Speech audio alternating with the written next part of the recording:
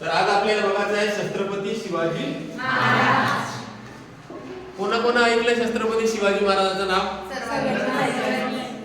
का बरं छत्रपती शिवाजी महाराजांचंच नाव नाही का सगळ्यांच्या तोंडी आहे? प्रश्न आहे ना? तुमच्या आजोबाचं नाव माहित आहे तुम्हाला? आजोबाच्या आजोबाचं नाव माहित आहे तुम्हाला? माहित आहे? त्यांच्या आजोबाच्या आजोबाचं नाव माहित आहे? सांग.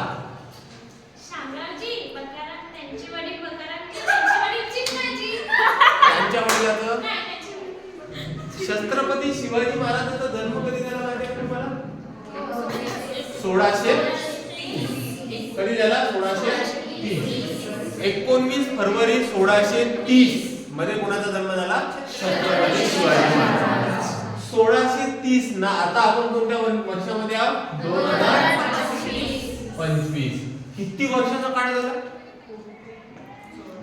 1630 आणि 2025. 1600 ते 1700 100 वर्ष. 1700 ते 1800 200. 1800 ते 1900 300.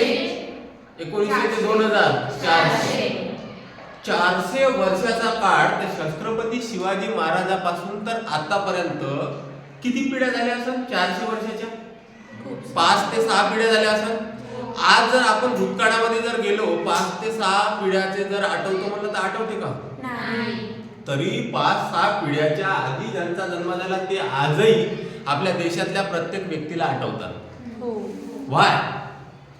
आपल्या स्वतःच्या आजोबाचे पंजोबा पंजोबाचे पंजोबा पंजोबाचे पंजोबा हे आठवत नाही, पण छत्रपती शिवाजी महाराजांचे 6 पिढ्या येऊन गेल्या तरी आपल्याला छत्रपती शिवाजी महाराज आठवतात. तर का? प्रश्न आहे की नाही? छत्रपती शिवाजी महाराजांचा जन्म कुठे झाला माहिती आहे तुम्हाला? शिवनेरी किल्ल्यावर. छत्रपती शिवाजी महाराजांचे जे वडील होते त्यांचं नाव होतं शहाजी भोसले. काय होतं? शहाजी भोसले आणि जिजाऊ माता, बरोबर, यांच्या पोटी जन्माला आला तो एक अदृश्य बाळ म्हणजे छत्रपती शिवाजी महाराज. आपण छत्रपती शिवाजी महाराजांचा इतिहास तर सगळ्यांनी वाचलेला आहे, पण छत्रपती शिवाजी महाराजांच्या इतिहासामधून आपल्याला काय काय घ्यायचं आहे, कोणते कोणते आदर्श आपण शिवचरित्रामधून घेतले पाहिजे ते आज शिकायचं आहे. बरोबर. प्रत्येकालाच माहित आहे की औरंगजेबाचा त्यांनी वध केला, त्यांनी शाहिस्तेखानाची बोटं काढली. ह्या सगळ्या गोष्टी माहित आहे आपल्याला, माहित आहे, कारण की आपण शिकत आलो, वाचत आलो. परंतु त्यामागे त्यांची दूरदृष्टी काय होती, त्या मागचा त्यांचा गानिमी काव्याचा काय प्रकार होता, ह्या सगळ्या गोष्टी आज आपल्याला बघायच्या आहे. सर्वात आधी आपण सुरुवात करू त्यांच्या नावामधून. त्याच्यामधून नावामधून जेव्हा आपण सुरुवात करतो तर पहिला नाव आहे शी. काय आहे? शी. शी म्हणजे शिक्षण. दुसरं नाव आहे वा. वा म्हणजे वाचन. आणि तिसरं नाव आहे जी. जी म्हणजे जीवन. त्या काळामध्ये एज्युकेशनची व्यवस्था होती का? आपल्यासारखा पहिला दुसरा पाचवा 10वा पर्यंत होतं का? नाही. म्हणजे शिक्षण वाचन न करता जीवन जगणं म्हणजे शिवाजी. शिक्षण वाचन न करता म्हणजे जीवन जगणं म्हणजे शिवाजी. कोणी शिकवलं तुम्हाला? बरोबर. त्यांच्याच नावामध्ये आपल्याला अर्थ शोधता आला पाहिजे, त्याच्यासाठी तशी डोकं लावावं लागतं. बरोबर. आजपर्यंत तुम्ही कधी अर्थ शोधला का त्यांच्या नावाचा? बरोबर. शिक्षण नव्हतं, वाचन नव्हतं, तरी पण त्यांच्या सोबत जे होते त्यांचे लढाऊ सैन्य किंवा त्यांनी जमवलेले मावळे, बरोबर, तरी एवढ्या गांभीर्याने, एवढ्या काय म्हणते निष्कम बुद्धीने नाही का आपली जी युद्धाची रचना आहे ना ती आखायची. बरोबर. तर मग आज आपण जर बघलो आपल्या देशामध्ये किंवा आपल्या परिवारामध्ये, समाजामध्ये जर बघितलं तर शिक्षण माहिती का बाळ जन्माला आल्यानंतर सुरू होते, पण छत्रपती शिवाजी महाराजांचं शिक्षण तो पोटात असताना सुरू झालं होतं. जिजाऊ साहेब आणि शहाजी महाराज. शहाजी राजे मुघलांच्या दरबारी काय म्हणते हे होते सुभेदार, बरोबर. तर त्यामुळे त्यांचं बरेच जो काळ होता आपल्या जीवनाचा तो सर्व काळ कुठे जायचा? इकडे तिकडे त्यांच्या सैन्याबरोबर फिरण्यामध्ये जायचा. तर खूप कमी वेळ नाही का ते आपल्या परिवाराला देत होते. एक दिवस शहाजी महाराज काय झाले, शहाजी महाराज आले आपल्या घरी. तेव्हा जिजाऊ आणि शहाजी महाराज यांच्यामध्ये एक संवाद झाला की आपल्या ज्या प्रदेशामध्ये आहे, आपल्या प्रदेशामध्ये निजामशाही आहे, आदिलशाही आहे, वेगवेगळ्या परकीय ज्या सत्ता आहे त्या सत्ता आपल्या देशामध्ये येऊन आपल्यावर राज्य करत आहे. बरोबर. राज्य करण्यामागचा सर्वात महत्वाचा पैलू काय आहे? कारण की आपल्या लोकांमध्ये एकता नाहीये. काय नाहीये? एकामेकाबरोबर भांडणं करणे, एकामेकाबरोबर युद्ध करणे आणि एकामेकाच्या वर जाण्याचा प्रयत्न करणे. म्हणून आपल्यामध्ये एकता नसल्यामुळे परकीय राज्यकर्ते येऊन आपल्यावर काय करत आहे? राज्य करत आहे. बरोबर. अशा प्रकारचा चर्चेचा त्यांचा विषय होता. छत्रपती शिवाजी महाराज तेव्हा त्यांच्या पोटामध्ये असे. तेव्हा त्यांनी डिसाईड केलं की आपण जर हा विखुरलेला जो आपला समाज आहे, आपले जे मराठी बांधव आहे किंवा आपले जे एकामेकामध्ये भांडून लोकांचे गुलामगिरी पत्करून इथे जगत आहे, त्यांच्या विरोधामध्ये जर आपण यांना सगळ्यांना एकत्र केलं ना, स्वराज्याची जर नीव ठेवली तर तुम्ही एक वाक्य ऐकलं असेल. एक छत्रपती शिवाजी महाराजांच्या जीवनामधलं एक वाक्य ऐकलं असेल, स्त्रीची इच्छा. ऐकलं का? ऐकलं? स्त्रीची इच्छा. आणि जी स्त्रीची इच्छा आहे ते स्त्रीची इच्छा आपण पूर्ण करायला पाहिजे. स्त्री म्हणजेच आई. त्यांच्या आईनं बघितलं होतं की आपल्याला स्वराज्य स्थापन करायचं आहे. काय? स्वराज्य. आणि स्वराज्य असं स्थापन करायचं आहे की आपल्याला तिथे सुराज्य नांदवता आलं पाहिजे. काय? सुराज्य. बरोबर. जनतेचं राज्य आपल्याला निर्माण करता आलं पाहिजे. यासाठी त्यांची प्रॅक्टिस पहिल्यापासूनच सुरू केली. 7 ते 8 वर्षाचे छत्रपती शिवाजी महाराज असताना त्यांना सह्याद्रीच्या डोंगरामध्ये नाही का ते रोज फिरवायला पाठवायचे. एक दिवस कौतुलाने नाही का त्यांनी आपल्या आईला विचारलं की आई, तुम्ही मला रोज इकडे तिकडे सह्याद्रीच्या डोंगरामध्ये का पाठवता? तेव्हा त्यांनी उत्तर दिलं की जोपर्यंत या सह्याद्रीचा कडा किंवा सह्याद्रीचा डोंगर तुला समजणार नाही तोपर्यंत तू एक स्वराज्य किंवा सुराज्य निर्माण करू शकणार नाही.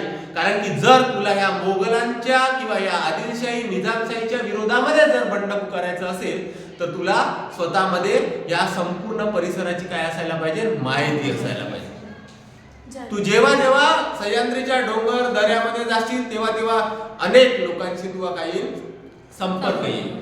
लोकांना वाटेल की आपल्या हक्कासाठी, आपल्या अधिकारासाठी लढणारा कोणीतरी या महाराष्ट्राच्या भूमीवर येणार आहे.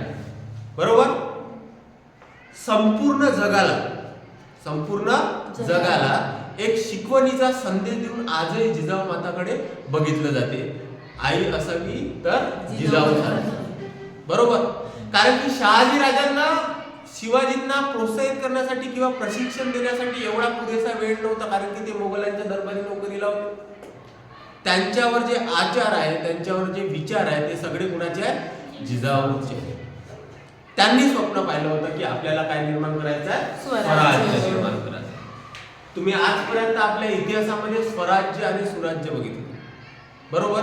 आज ते स्वराज्य आणि सुराज्य आपल्याला दिसते. येथून 400 वर्षाच्या आधीच्या राजाला संपूर्ण जनता मानत होती. आज जो आपल्या देशाचा राजा आहे, लोकशाही देश आहे आपला, आजच्या देशाला पूर्ण जनता मानते का? मानते नाही. तर हे जे आहे असं प्रकारचं एकच राजा होऊन गेला म्हणते ह्या धर्तीवर की ज्यांचा जो गाजावाजा आहे तो संपूर्ण जगामध्ये.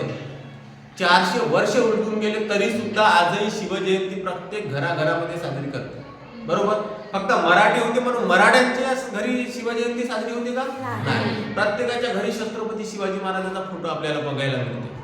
असं काय होतं त्यांच्यामध्ये की आजही 400 वर्ष उलटून सुद्धा त्यांच्या नावाचा जय जयकार सगळ्यांच्या रक्तामध्ये हे काय म्हणते मिसळलेला आहे.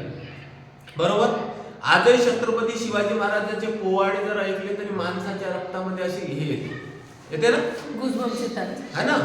तर ह्या सगळ्या गोष्टीसाठी कारणीभूत काय आहे?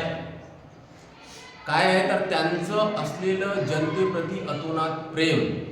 मग आता त्यांच्या शिवचरित्रातून जे शिवचरित्र आहे हे शिवचरित्र अर्ध्या आणि 1 तासामध्ये तुम्हाला समजवण्याची गोष्ट नाहीये. छत्रपती शिवाजी महाराजांचे पूर्ण अध्याय जर तुम्हाला मी शिकवतो म्हटलं तर जवळपास 1 महिना लागू शकते आपल्याला. पण आपण तेवढ्या खोलात जाणार नाही. त्याच्यामधनं आपल्याला काय घ्यायचं आहे आणि आपल्याला आपल्या आयुष्यामध्ये त्याचा कशा प्रकारे काय म्हणते अंगीकृत करायचे आहे याच्यावरच आज आपण बोलणार आहोत.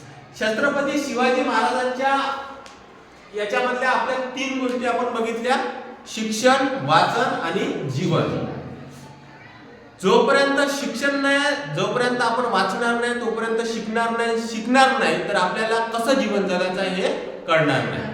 तर मग आपल्याला जीवन कसं जगायचं हे आपल्याला शिवचरित्रामधून शिकायला मिळते, सगळ्यात पहिली गोष्ट.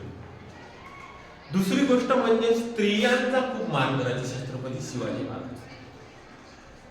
जे आज आपल्या देशामध्ये असमानता बघायला मिळतं ना, ती छत्रपती शिवाजी महाराजांच्या काळामध्ये असमानता नव्हती. ती स्त्री कोणत्या धर्माची आहे, कोणत्या जातीची आहे, कोणाची आहे, काय आहे, सगळ्यांना समान अधिकार होते. एक छत्रपती शिवाजी महाराजांच्या काळामधली एक गोष्ट आहे जी सगळ्यांना परिचित असेल, रांजाचा पाटील म्हणून. कुठला? रांजाचा पाटील. रांजाच्या पाटीलनं काय केलं होतं, एक मुलगी होती सुंदर दिसणारी, तिला उचलून नेलं घरी आणि तिच्यावर अन्याय अत्याचार केला. ही गोष्ट छत्रपती शिवाजी महाराजांना माहीत झाली. माहीत झाल्याबरोबर तो वतनदार होता. आधी वतनदारी आणि देशमुख, कुलकर्णी हे जे वेगवेगळे घराणे होते ना, त्यांची वतनदारी होती. ते मोठ्या प्रमाणामध्ये जनतेकडून जसा म्हणलं तसा पैसा लुबाडायचे, बरोबर. तेव्हा राजाला कुणी विचारत नव्हतं. राजा आहे गेला, आला गेला, काही फरक नव्हता पडत त्या काळामध्ये. कारण की सगळ्यांची एक दृष्टी किंवा सगळ्यांची एक मानसिकता बनली होती की राजे काही आपल्या जनतेकडे लक्ष देत नाही, तुम्ही मरा किंवा काही करा. परंतु त्यांच्या याच्यामध्ये, त्यांच्या कारकिर्दीमध्ये अशी एक घटना घडली की एका स्त्रीचा त्यांनी काय केला, अपमान केला, म्हणून त्यांना मुसक्या बांधून नाही का दरबारामध्ये पेश केलं आणि त्यांना सजा काय दिली तर त्यांचे पायच कलम करून टाकले. तेव्हा शिवाजी महाराजांच्या सैन्यामधला एक अधिकारी म्हटलं त्यांना की तुम्ही यांचे पाय का बरं कलम केले, त्यांची तर गर्दन कापायला पाहिजे. तर तेव्हा छत्रपती शिवाजी महाराजांनी म्हटलं की याची गर्दन जर कापली तर हा मरून जाईल. लोकांना माहित होईल का? नाही, मेला, विषय संपला. पण याचे जर पाय कापले आणि याला जर मी जेरबंद केलं तर सगळ्या लोकांसमोर नाही का एक आदर्श जाईल की जो पण असे धंदे करते त्यांच्या सर्वांच्या समोर दिसत राहील की आपले जे महाराज आहेत त्यांच्या बरोबर कशा प्रकारे न्यायनिवाडा करतात. एक घटना सांगतो. एक 80 वर्षाची आजीबाई माहिती का कोर्टाच्या दारावर उभी होती. किती वर्षाची? 80 वर्षाची. 80 वर्षाची आजीबाई कोर्टाच्या दारावर उभी होती आणि तिला एक प्रश्न विचारला. तिला विचारलं की आता 80व्या वर्षी तू कोर्टाच्या पायरीमध्ये काय करत आहे? तर तेव्हा त्या आजीबाईने उत्तर दिले की 16व्या वर्षी माझ्यावर बलात्कार झाला होता, त्याची केस आता मी लढत आहे. तो न्यायनिवाडा आणि आजचा न्यायनिवाडा जमीन आसमानाचा फरक आहे. आज न्याय मिळायला वेळ लागतो, आधी जलद गतीने छत्रपती शिवाजी महाराज न्याय करायचे. एवढं मोठं आदर्श आपल्याला छत्रपती शिवाजी महाराजांकडून घ्यायचं आहे, ते म्हणजे सगळ्यात आधी स्त्रियांचा सगळ्यांनी काय करायला पाहिजे, सन्मान करायला पाहिजे. जसे पुरुषांना अधिकार आहे तसे स्त्रियांना सुद्धा अधिकार आहे. जीवन म्हणून, माणूस म्हणून जन्माला आलं तर माणूस म्हणूनच त्यांना माणसासारखी वागणूक द्यायला पाहिजे. हे छत्रपती शिवाजी महाराजांकडून आपण शिकायला पाहिजे. आज आपण आपल्या गाडीवर छत्रपती शिवाजी महाराज लिहितो, बरोबर, आणि जाता जाता नाही का पोरगी दिसली का तिने कट मारून जातो किंवा अल्लारात जातो. हे छत्रपती शिवाजी महाराजांनी शिकवलं नाही. त्यांनी तर स्त्रियांचा सन्मान करायला शिकवलं, बरोबर. मग कुठं आपण छत्रपती शिवाजी महाराजाला आपल्या हृदयामध्ये ठेवलंय, कुठे आपण त्यांना आपल्या डोक्यामध्ये घेतलंय? दिसते? परिस्थिती एकदम प्रतिकूल आहे. कोणाचं नाव घेणे, कोणाचा जय जयकार करणे हे सगळ्यात सोपी गोष्ट आहे. कोणी पण कोणाचे नाव घेऊ शकते, कोणी पण कोणाचा जय जयकार करू शकते, कोणी पण म्हणू शकते की मी यांना मानतो, मी त्यांना मानतो. परंतु त्यांच्या विचारावर चालणं, त्यांचे विचार आपल्या डोक्यामध्ये घेऊन चालणं हे या जगातली सर्वात मोठी गोष्ट आहे आणि हे काही काही लोकांमध्येच आढळते, बरोबर. तर छत्रपती शिवाजी महाराजांकडून काय घ्यायचं आपल्याला, आपल्या देशामध्ये असलेल्या संपूर्ण स्त्रियाचा काय केला पाहिजे, आपण सन्मान केला पाहिजे, बरोबर. छत्रपती शिवाजी महाराज स्वारीला निघाले होते. कुठे? स्वारी. श्रीशैल्यम नावाचं मंदिर बघितलं तुम्ही? श्रीशैल्यम नावाचं आंध्र प्रदेश मध्ये मंदिर आहे. कुठे? आंध्र प्रदेश. तिथे गेल्यानंतर तिथल्या लोकांची परिस्थिती बघितली त्यांनी. त्या मंदिराचं अर्धवट काम झालं होतं, बरोबर. पैशाच्या अभावी पूर्ण मंदिर बांधून नव्हतं झालं. छत्रपती शिवाजी महाराजांनी तिथले मावळे गोळा केले आणि त्या मंदिराला बनवलं. आणि त्या मंदिरावर आजही छत्रपती शिवाजी महाराजांचा फोटो लागलेला आहे. वाय? कारण की लोकांना माहित होतं आजपर्यंत या देशामध्ये जेवढे राजे आले, तेवढे महाराजे आले, त्यांनी फक्त आपल्याला दाखवलं की तुम्ही करा करा, मी तुमच्या पाठीशी उभा आहोत. पण प्रत्यक्षपणे पाठीशी उभा असणारा आज आपण राजा बघितला. प्रत्यक्ष कुठं? पाठीशी, लोकांच्या, जनतेच्या पाठीशी उभा. म्हणून सगळ्याचे जे पुतळे आपण आपल्या देशामध्ये बघतो, आपल्या देशामध्ये आपण जेवढ्या जेवढ्या लोकांचे पुतळे बघतो, सगळ्यांचे पुतळे ते मेल्यानंतर बांधले जातात. पण छत्रपती शिवाजी महाराज असे होते की त्यांचा जो पुतळा आहे ना, जिवंतपणे बांधला गेला. तिथे आताच सांगितलं मी, आंध्र प्रदेशमध्ये.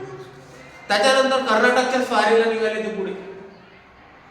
कर्नाटक मधली जी परिस्थिती आहे ती एकदम गंभीर होती.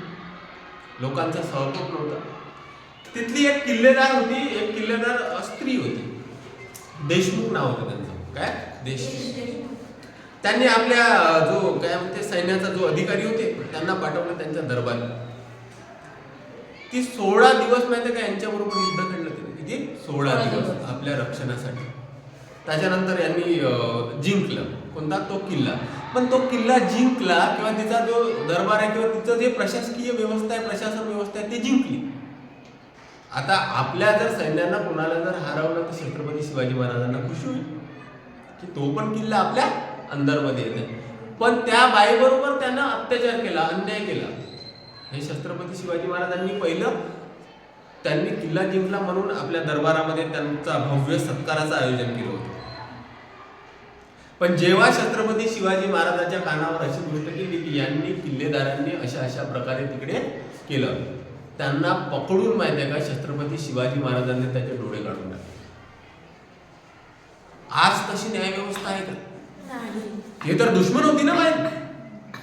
दुश्मन असताना सुद्धा पर स्त्रीकडे तुम्ही वाईट नजरेनं जर पाहाल माझ्या राज्यामध्ये तर तुमचे डोळे आम्ही काढून टाकू, हा संदेश दिला.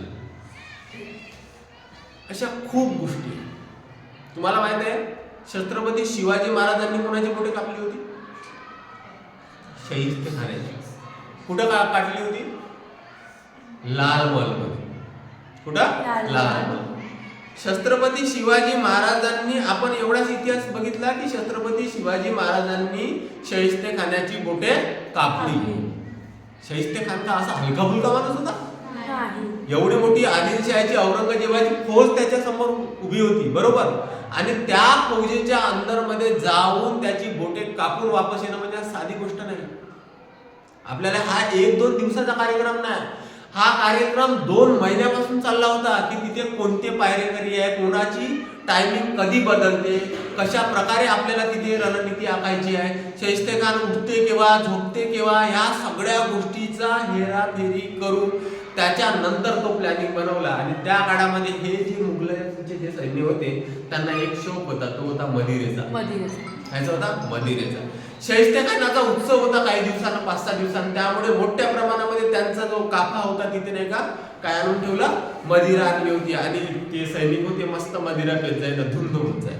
ह्याच धुंद मदिराचा साह्या घेतला आणि छत्रपती शिवाजी महाराजांनी लाल महालावर हमला केला आणि शाहिस्ते खानाची बोटे कापली. त्याच्यामध्ये एक स्त्री पकडली. तिला भीती वाटली. का वाटली? भीती वाटली की आपल्याला सुद्धा आता काय करणार, मारून टाकणार.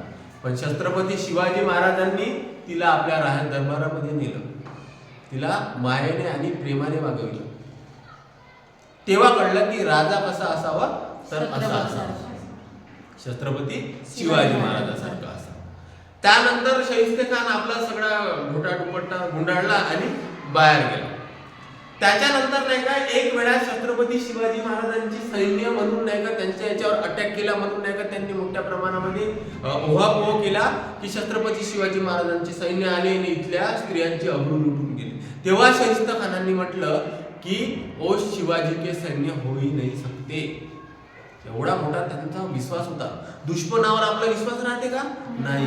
तरी सुद्धा एवढा मोठा विश्वास, म्हणजे एवढं मोठं जे पराक्रम आहे, एवढी मोठी पराक्रष्ट आहे, किंवा एवढं मोठं काय म्हणते आपल्याला जे महानत्व आहे, हे महानत्व नाही का काही काळानंतर बघायला मिळते.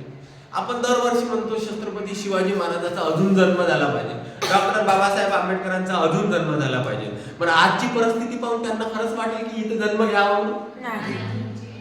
वाटते का? नाही.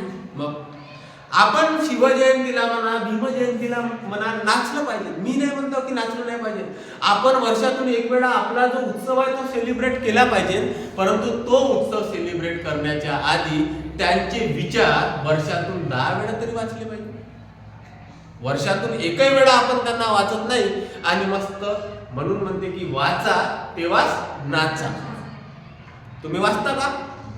वाचलं आजपर्यंत तुम्ही? डॉक्टर बाबासाहेब आंबेडकरांना वाचलं? छत्रपती शिवाजी महाराजांना वाचलं? महात्मा ज्योतिराव फुलेंना वाचलं? नाही वाचलं. का नाही वाचलं? सावित्रीबाई फुलेंना वाचलं? कधी कधी? फक्त आज जयंती आहे, मस्त हातामध्ये 15 ऑगस्ट वगैरे आला, मस्त झेंडा बहुत देशप्रेम आहे आपल्यावर असं उसळते असतो की काही बोलायचं काम नाही. मस्त इथं गुदवत तिरंगे काढा, मस्त फोटो लावून. हे देशप्रेम आहे, हे लोकांप्रती जे प्रेम आहे ते फक्त काय त्यांच्या एका पर्टिक्युलर डे पुरतं आपल्यामध्ये येते अंगामध्ये? 365 दिवसामधून आपण एक दिवस फक्त त्यांचं सेलिब्रेट करतो. एका दिवस सेलिब्रेट करण्यासारखं त्यांचं व्यक्तिमत्व होतं नाही. 365 दिवस त्यांना वाचायला पाहिजे ना, कारण की त्यांनी हा इतिहास लिहिला, त्यांच्यामुळे हा इतिहास जिवंत आहे. नाही इतिहास वाचायची का गरज? अमेरिका नाही, कार्ल मार्क्सचं नाव ऐकलं तुम्ही? कार्ल मार्क्सनी सुद्धा छत्रपती शिवाजी महाराजांच्या नावाचा उल्लेख केलाय आपल्या याच्यामध्ये. विचार करा, एवढे मोठे पाश्चिमात्य विचारवंत होते कार्ल मार्क्स. सेकंड इयरच्या अभ्यासक्रमाला आहे, सॉरी फर्स्ट इयर क्लास आहे, पॉलिटिकल सायन्सच्या मेजरमध्ये. Karl Marx. नेताजी सुभाषचंद्र बोसचं नाव ऐकलं तुम्ही? ऐकलं? जर्मनीच्या हिटलरचं ऐकलं? नेताजी सुभाषचंद्र बोस जेव्हा जेलमध्ये होते, कुठे होते? जेलमध्ये. छत्रपती शिवाजी महाराजांची आग्र्याची सुटका ऐकली? आग्र्यावरून ते सुटून आले होते औरंगजेबाच्या कैदेमधून. औरंगजेबाच्या कैदेमधून आग्र्यावरून त्यांना तुर्रा देऊन नाही का तिथून सुटून आले होते. 2 माणसं नेले होते त्यांनी. एकाला छत्रपती शिवाजी महाराज हे म्हणून नाही का तिथे झोपवून ठेवलं, आणि दुसरा माहिती का त्यांचे पाय दाबते. त्यांना माहित होतं की जेव्हा पण नाही का मुघलांना माहित होईल की आपला वेश बदलवलेला आहे, शिवाजी पसार होऊन आलेला आहे, तर आपली गर्दन कापल्या जाईल. बरोबर? लोक मरासाठी तयार होते छत्रपती शिवाजी महाराजांसाठी. आज तुमच्यासाठी मरायला कोण तयार आहे का? कोरोनाच्या काळ आला होता, थोडसा जर खपा करत असेल तर भाऊ. कोरोनाच्या काळामध्ये लॉकडाऊन लागलं होतं, माहिती आहे तुम्हाला? लॉकडाऊन, घराच्या बाहेर निघायचं नाही. तरी आपण माहिती आहे का, इकडून चोरून जिकडून पोलीस आहे का म्हणून पाहू नाही का निघायच्या घराच्या बाहेर. बरोबर? लॉकडाऊन खऱ्या अर्थानं लागलं होतं 400 वर्ष आधी छत्रपती शिवाजी महाराजांच्या काळामध्ये, जेव्हा सिद्धी जोहरनी माहिती आहे का त्यांचा जो किल्ला आहे ना, त्या किल्ल्याला वेढा दिला होता, तेव्हा लॉकडाऊन. 6 महिने ना बाहेर आने का ना अंदर आने का. बाहर से कोई ना अंदर आ सके, अंदर से ना कोई बाहर जा सके. अशा प्रकारचं लॉकडाऊन लागलं होतं. गडावरची संपूर्ण जे साधन संपत्ती आहे, जेवण्यापासून खाण्यापासून सगळे संपली होती. त्या काळामध्ये नाही का मोठ्या प्रमाणामध्ये दुष्काळ पडला. आता छत्रपती, मला सांगा, खाण्याचं पिण्याचं जर गडावर राहणार नाही तर ऑटोमॅटिकच मरून जातील ना. लढाई करायची गरज आहे का? त्या याच्यामध्ये एवढ्या शातीर दिमागानं माहिती आहे का छत्रपती शिवाजी महाराज बाहेर पडले. त्या व्यक्तीचं नाव होतं शिवा न्हावी. काय? शिवा न्हावी. ते हुबेहूब छत्रपती शिवाजी महाराजांसारखे दिसायचे. त्यांनी काय केलं, एका बाजूने छत्रपती शिवाजी महाराजांना पन्हाळगडाकडे विशाळगडाकडे रवाना केला, आणि दुसऱ्या बाजूने नाही का ते शिवाजी महाराजांच्या भेषामध्ये आले. त्यांना माहित नव्हतं की मी जर सापडलो तर माझा कत्तल केल्याशिवाय राहणार नाही. असे शिवाजी महाराजांसाठी मरणारे किती लोक होते. राजा आहे तर संपूर्ण प्रजा आहे. राजा जर नाही राहील तर प्रजेचा काही अर्थ राहणार नाही. म्हणून जनता जुळत गेली. एका विशिष्ट धर्माचे लोक होते का? फक्त मराठीच होते का छत्रपती शिवाजी महाराजांच्या सैन्यामध्ये? नव्हते. विविध जातीचे, विविध धर्माचे, विविध पंथाचे लोक त्यांच्याबरोबर जुळले होते. का जुळले होते? तर त्यांनी आजपर्यंत असा राजा बघितलाच नव्हता. सगळ्यांनी अन्याय, अत्याचार, जसं राहावं तसं खावं, सगळ्यांची वसुली, पिळवणूक ह्याच गोष्टी त्यांनी झेलल्या होत्या. पण आज या महाराष्ट्राच्या मातीमध्ये एक कणखर राजा, एक कणखर नेतृत्व जन्माले आलं. हे त्यांना कळून चुकलं. म्हणून त्यांच्या सपोर्टला प्रत्येक व्यक्ती उभा होता. आज आपण ऍडमिशनसाठी फिरतो म्हणलं तर एकही नाही येत. माझ्या थोडीच काम आहे म्हणतो, बरोबर? पण त्या काळामध्ये तसं नव्हता. प्रत्येक मावळा, प्रत्येक ठिकाणी माहिती आहे का हेरागीर होता. शेतकरी काम करणारे 15 दिवस शेतीतले काम करायचे, 15 दिवस महाराजांच्या सेवेमध्ये रुजू राहायचे, पलटत राहायचे. एकाच तुम्ही बघितलं का? सगळ्यात आग्र्याच्या सुटकेमध्ये एक वेगळं व्यक्तिमत्व होतं, बरोबर? जेव्हा औरंगजेबाच्या भेटीला महाराज गेले तेव्हा वेगळं व्यक्तिमत्व होतं. विशालगडाकडून पन्हाळकडे जाताना नाही का एक वेगळ्या व्यक्तिमत्वानं. तुम्ही सांगा, सामी पिक्चर पाहिला? सामी, पुष्पा पाहिला? त्या पुष्पा चित्रपट जेव्हा रिलीज झाला तेव्हाच एक चित्रपट रिलीज झाला होता. त्याचं नाव होतं पावनखिंड. काय होता? पावनखिंड. माहिती आहे तुम्हाला? पहिल्या याच्यावर जी पहिली स्क्रीन राहते ना टॉकीची, त्याच्यावर कोणता चित्रपट लागला होता? इकडे तिकडे सामे. आणि तिसऱ्या आणि चौथ्या याच्यावर लागला होता पावनखिंड.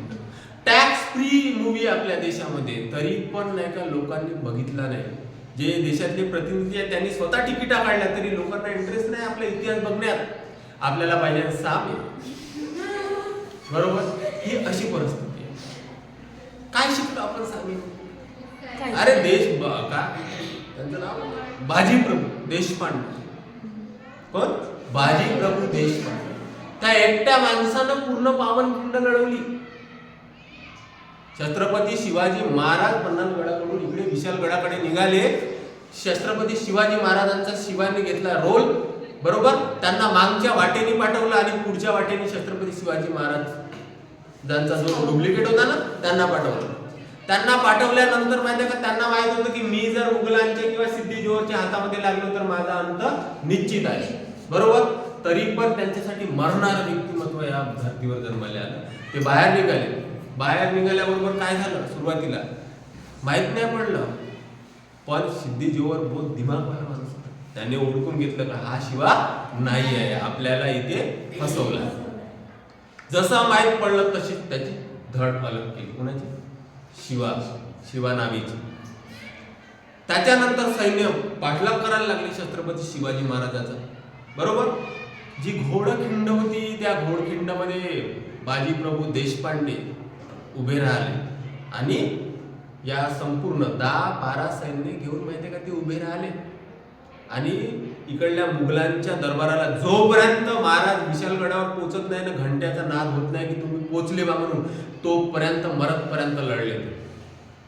असे स्वराज्यासाठी आणि सुराज्यासाठी मरणारे आधी होते, आता नाही. आता स्वतःच्या स्वार्थासाठी जगणारे, स्वतःच्या स्वार्थासाठी लढणारे. एवढा मोठा का बरं एवढं प्रेम होतं? अथान होतं. कारण की त्यांनी जनतेला, आपण जर कोणावर भरभरून प्रेम केलं ना तर आपल्याला नाही का ते भरभरून प्रेम येतं, बरोबर? पण आज आपली दुनिया अशी नाही. आज आपण स्वार्थासाठी लढत आहोत, स्वार्थासाठी जगत आहोत, स्वार्थासाठी शिकत आहोत. कोणाला वाटते मी समाजासाठी शिकत आहोत? नाही, माया नोकरी लागली पाहिजे तर माया बऱ्यापैकी भविष्य निघालं पाहिजे, यासाठी लढत आहोत. म्हणून आपल्या बरोबर नाही का तसे जीवाला जीव देणारे मित्र नाही, जीवाला जीव देणारे लोक नाही आपल्या सहवासात. छत्रपती शिवाजी महाराजांनी तिकडे विशालगडावर पोहोचले आणि सांगितलं की मी सुखरूप पोहोचला. पण सुखरूप पोचता पोचता इकडला त्यांचा जो जवळचा मित्र होता शिवा, तो मारला गेला, बरोबर? बाजीप्रभू देशपांडे आहेत ते मारल्या गेले. किती हळहळ होत सर आपल्या जिवलग मित्र आपल्याला वाचवण्यासाठी. कारण की त्यांनी म्हटलं की जोपर्यंत छत्रपती शिवाजी महाराज इथे जिवंत आहे तोपर्यंत आपल्या स्वराज्याला कोणीही हातभार लावू शकत. वाघ बघितला का? वाघ शिकार करण्याच्या आधी 2 पाऊल मागे जाते आणि त्याच्यानंतर जंप येते. छत्रपती शिवाजी महाराजांनी नाही का 23 किल्ले आपले परत केले होते पुरंदरच्या 10 मध्ये. किती? 23. आजपर्यंत उभारलेला आरमार मुघलां समोर नाही का झोपून नाही का. आज तुम्ही विचार करा, त्यांनी आपल्या कष्टातून आपल्या मेहनतीतून एवढा मोठा स्वराज्य निर्माण केलं आणि त्या स्वराज्याचे 23 किल्ले माहिती का इंग्रजांना एक पुरंदरचा तह करून नाही का दान दिले. का बरं एवढा निर्णय घेतला होता? कारण की तेव्हा माहित होतं त्यांना की मुघलांचं एवढं सैन्य आहे की आपण त्याचा प्रतिकार करू शकत नाही. जर आपल्याला प्रतिकार करायचा आहे तर आपल्याला तशी नीती आखावी लागेल. हे वेळेवर केलेलं नाही. संयम, तो संयम आहे ना, तो संयम होता त्यांच्यामध्ये.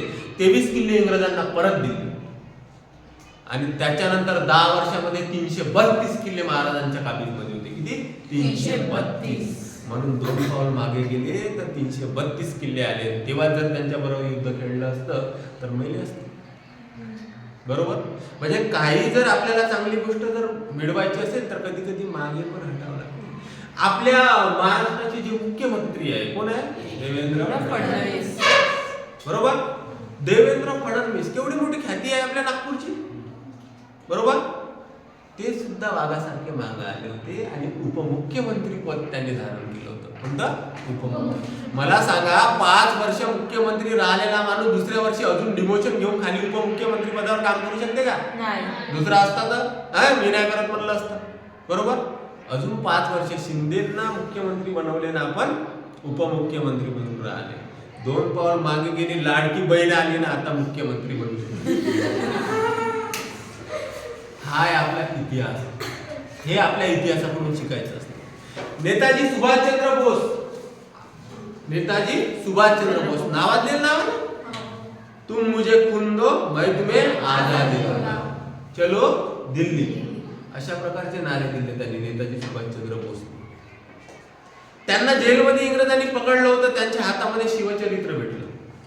त्या शिवचरित्रामधून त्यांनी शिकलं की औरंगजेबाच्या याच्यामधून जसा शिवाजींनी तुरा दिला आणि बाहेर पडले, तसे मला सुद्धा या ब्रिटिशाच्या गुलामगिरीतून या जेलमधून बाहेर पडायचं आहे ना. नेताजी सुभाषचंद्र बोस ती नीती वापरून माहिती आहे का डायरेक्ट पलायन करून कुठं पडले? जर्मनी. कुठे गेले? जर्मनी. जर्मनीला भेटले हिटलर. हिटलरचा दबदबा होता, ज्यूजला मारायचे. कळलं का? संपूर्ण जग माझ्या हातामध्ये काबीज करण्याची ताकद हिटलरनं आपल्या याच्यामध्ये केली होती. त्या काळामध्ये हिटलरचा जर विनाश नसता झाला तर आपला देश पण हिटलरचा हातात. त्यांना माहित होतं हिटलरला की आपल्या जगाच्या 2/3 देशावर कोणाचं राज्य आहे? ब्रिटिशांचं आहे. मग आपल्या भारतावर तेव्हा राज्य कोणाचं होतं? ब्रिटिशांचं होतं. नेताजी सुभाषचंद्र बोस हिटलरच्या भेटीला गेले आणि त्यांना म्हटलं कि तुम्हारा भी दुश्मन सेम है और हमारा भी दुश्मन सेम है. हिटलरनं डायरेक्ट परवानगी दिली की जेवढे पण भारताचे युद्ध कैदी तिथे बंदी म्हणून आहे जर्मनीमध्ये, त्यांना तुम्ही प्रशिक्षित करा. आणि मग नेताजी सुभाषचंद्र बोसनी नाही का एक फौज निर्माण केली. त्या फौजेचं नाव होतं लक्ष्मी रेजिमेंट. लक्ष्मी रेजिमेंट. आणि या फौजच्या माध्यमातून तिथून त्यांनी युद्धनीती आखली की आपल्याला ब्रिटिशांमध्ये कशा प्रकारे म्हणजे ब्रिटिश इथं भारतामध्ये क्रांती करायची आहे. तेव्हा हिटलर त्यांना म्हटलं की मला जे जग जिंकायचं आहे ना, तर मी पण छत्रपती शिवाजी महाराजांचं चरित्र वाचतो आणि त्या छत्रपती शिवाजी महाराजांच्या चरित्रामधून जी गोरुल्ला नीती आहे, गानिमी कावा. गानिमी कावा माहिती आहे तुम्हाला? हा गानिमी काव्याचा जो प्रकार आहे, जो युद्धामध्ये आम्हाला विजय प्राप्त करण्यात, एवढे देश जिंकण्यामध्ये घेतला, तो मी छत्रपती शिवाजी महाराजांच्या चरित्रामधून घेतला. गानिमी कावा म्हणजेच काय? तुम्ही मला सांगा, काय म्हणते, मुघलाकडे किती मोठे सैन्य होते? हजारो सैन्य होते. मला सांगा, संपूर्ण इतिहासामध्ये आजपर्यंत मुघलापेक्षा जास्त सैन्य कधी छत्रपती शिवाजी महाराजांकडे राहिले असेल का? नाही. राहिले असेल का? नाही. तरी पण 300च्या वरचे किल्ले छत्रपती शिवाजी महाराजांना काबीज केले. का केले? तर त्यांच्याकडे होती गोरिल्ला नीती. कोणती? गोरिल्ला नीती. त्याला म्हणते गानिमी कावा. आता गानिमी कावा काय असते ते सांगतो. तुम्हाला माहिती आहे आपल्या महाराष्ट्रामध्ये सगळ्यात मोठा जो पर्वत आहे तो कोणता आहे? सह्याद्री. सह्याद्री पर्वताच्या दऱ्या खोऱ्यापासून सगळ्या गोष्टीपासून जे लोक आहेत तिथे वास्तव्य आहेत त्या सगळ्यांना माहिती आहे कोणता रस्ता कुठून जाते, कुठून काय आहे, कुठे दरी आहे, कुठे घाट आहे, कुठे डोंगर आहे, सगळ्या गोष्टी माहित आहेत. बाहेरून येणाऱ्या मुघलाच्या सैन्याला या सगळ्या गोष्टी माहित असेल का? नाही. बरोबर. बाहेरून कसं मुघलाचं सैन्य याच हे झाडा झुडप्यामध्ये आदिवासी बनून जायचे, पार सैन्याला खतम करायचे. जेव्हा ह्या पन्हाळ गडाला वेढा मारला होता तेव्हा 40,000 सैन्य होते मुघलाकडे. किती? 40,000. 20,000 सैन्य इकडेच मोकळे गेले बाकीच्या. कारण की सगळे गावातल्यापासून तर सगळे लोक त्यांचे सैन्य होते. छत्रपती शिवाजी महाराजांचे सैन्य त्यांना माहितीच नव्हतं कोण सैन्यामध्ये आहे आणि कोण साधारण माणूस आहे, पताच नाही लागायचं.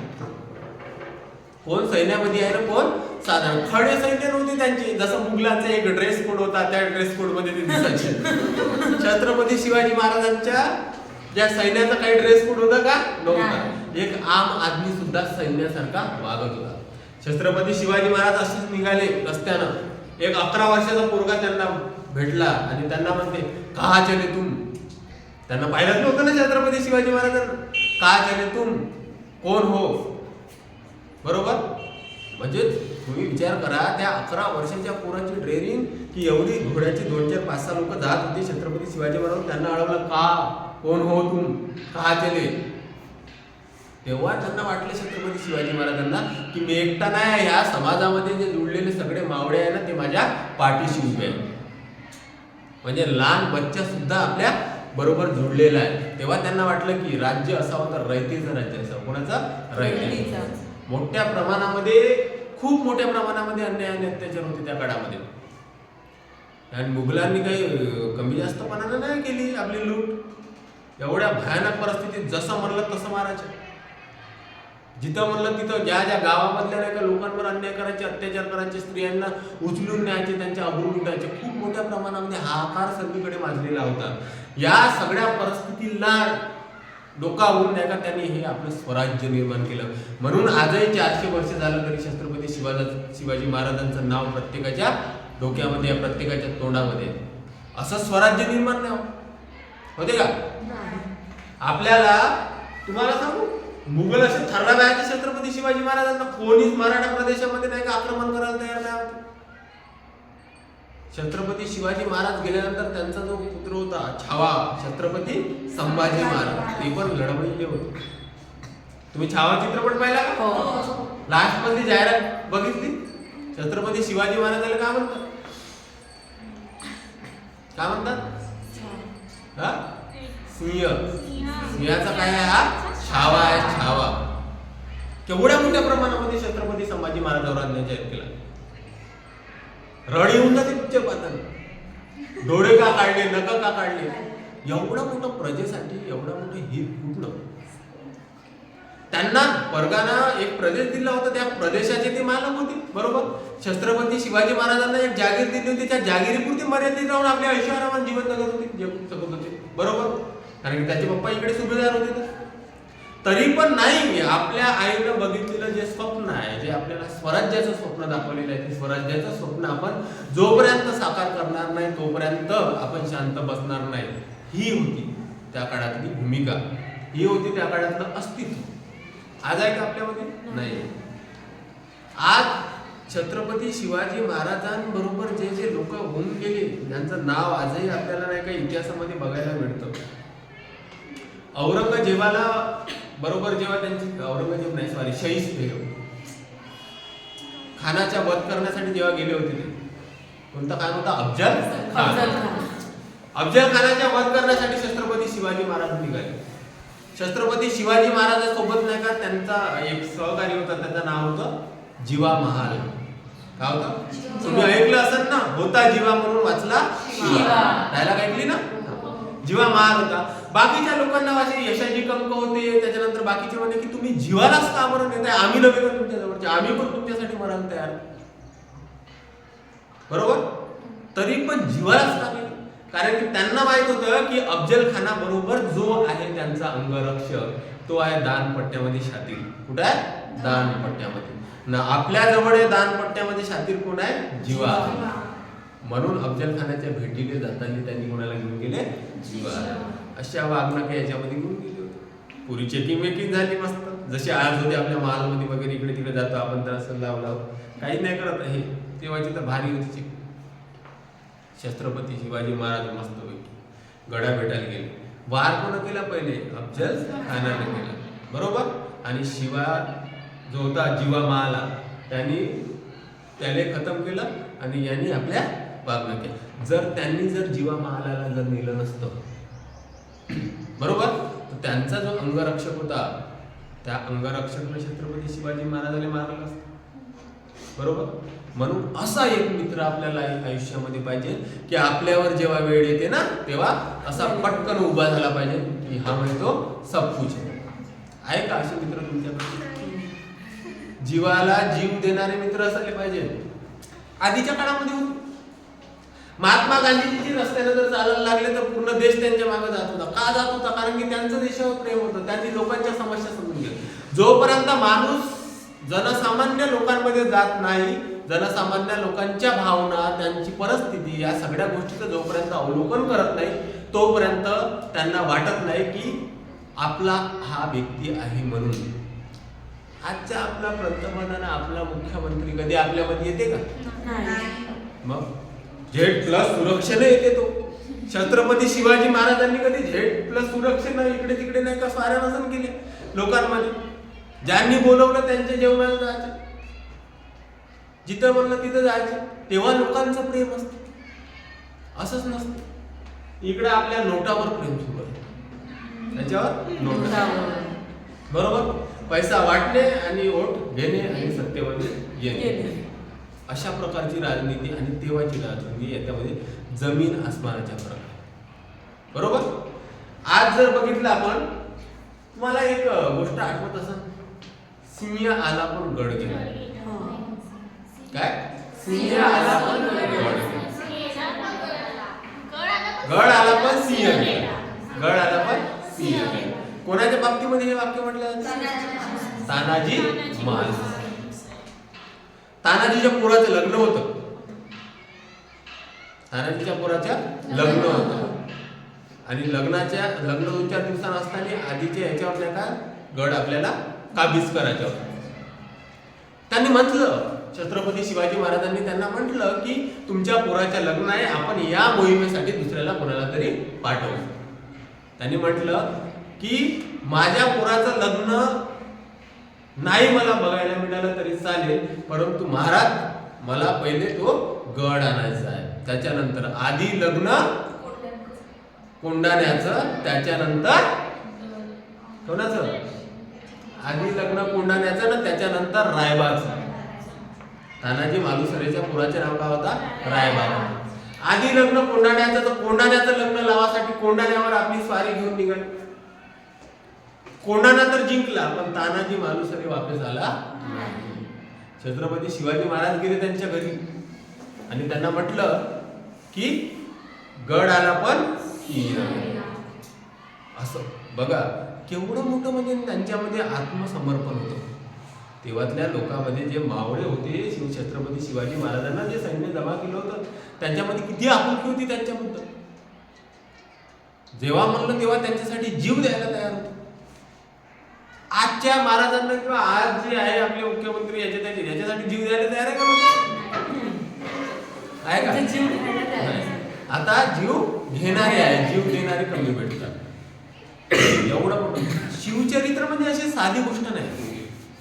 मला तर असं वाटतं की तुम्ही प्रत्येकाने आपल्या आयुष्यामध्ये शिवचरित्र वाचायला पाहिजे. त्याच्यामधनं ज्या पॉझिटिव्ह गोष्टी आहेत त्या प्रत्येक, निगेटिव्ह तर मला दिसलीच नाही, सगळ्या पॉझिटिव्ह असतात. कशा प्रकारे आपण युद्धनीती केली पाहिजे, कशा प्रकारे राजकारण केलं पाहिजे, धर्मकारण काय असते, या सगळ्या गोष्टीपासून माहिती आहे शिवचरित्रामध्ये. शिवचरित्र असंच नाही वाचायचं. त्याच्यासाठी आपल्यामध्ये लगन पाहिजे वाचण्याची. सर्वात आधी तर तुम्ही आपल्या मनामध्ये किंवा आपल्या ज्या याच्यामध्ये आहे ना वाचण्याची लगन निर्माण करा. मला कोणीच तुमच्यापैकी तर कोणीच बुक घेऊन वाचताना दिसत नाही. तुम्हाला काय वाटते? अमोल सर इकडे तिकडे फक्त चक्राच मारत राहते. मी चक्रा याच्यासाठीच मारतो की कोणत्या क्लासमध्ये का सुरू आहे, कोण का करत आहे, सगळं करत. ऐसा व्हायचा नाही, कळलं? मग इथं तर सोडा, इव्हन घरी जाऊन तुम्ही पेजचे पान पलटवत नाही. मी 1000 वेळा सांगतो तुम्हाला. सांगू सांगू मी थकून गेलो. तेव्हा सांगावं नव्हतं लागत, तेव्हा कोणत्याच गोष्टी सांगाव्या नव्हत्या लागत. असं आतमधून जुळून यायचा की मी स्वराज्यासाठी मेलो पाहिजे, मी स्वराज्यासाठी लढलो पाहिजे. आज म्हणते का मी नागपूरसाठी जगलो पाहिजे, मी नागपूरसाठी मेलो पाहिजे म्हणते बघ. आता काय म्हणते मी माझ्यासाठी जगलो पाहिजे तर मी माझ्यासाठी मेलो पाहिजे. बरोबर आहे की नाही? तर ही जी परिस्थिती आहे आणि तेव्हाची जी परिस्थिती आहे, तेव्हा लोक होते, तेव्हा लोक एकवचनी होते, आता लोक बहुवचनी होते. बरोबर. विविध संस्कृती आलेली आहे, विविध परंपरा आलेल्या आहे आणि आपण आपला जो इतिहास आहे तो हळूहळू विसरत चाललो. जोपर्यंत आपल्या इतिहासाचं साक्ष किंवा इतिहास आपण वाचणार नाही तोपर्यंत इतिहासातून आपल्याला काय घ्यायचं आहे ते आपल्याला समजणार नाही.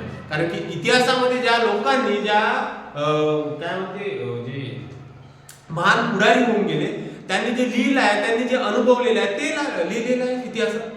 मग त्या इतिहास कशा प्रकारे आपण वाचायला पाहिजे ना, तो आपल्या भविष्यासाठी कशा प्रकारे कारणीभूत ठरू शकते हे ज्याचं त्यांनी ठरवायचं आहे. अशा प्रकारे होते छत्रपती शिवाजी महाराज. चला धन्यवाद.